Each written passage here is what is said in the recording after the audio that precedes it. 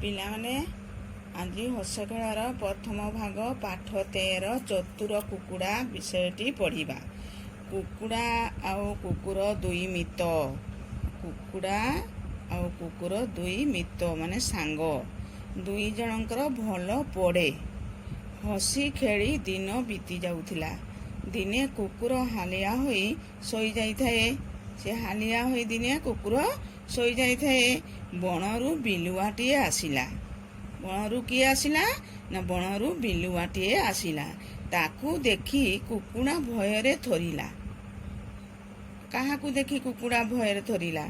ନା ବିଲୁଆକୁ ଦେଖି କୁକୁଡ଼ା ଭୟରେ ଥରିଲା। ବିଲୁଆ କୁକୁଡ଼ାକୁ କିପରି ଖାଇବ ଭାବିଲା।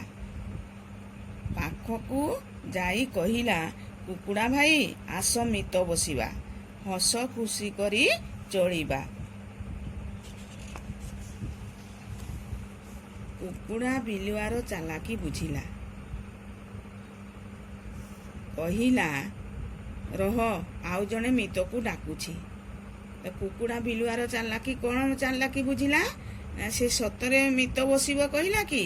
ନା, ସେ ମିଛରେ କହିଲା ଆଉ କୁକୁଡ଼ାକୁ ଡାକିଲା ଖାଇବ କୁକୁଡ଼ାକୁ।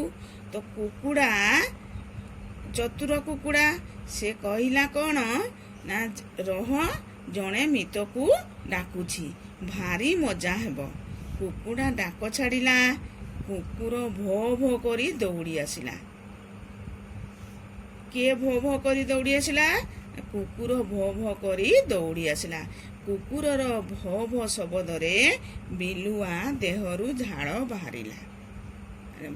ହୁକେ ହୋ ରଡ଼ି ଛାଡ଼ି ପଳାଇଲା। ଏଇ ପାଠଟିକୁ ଘରେ ଅଭ୍ୟାସ କରି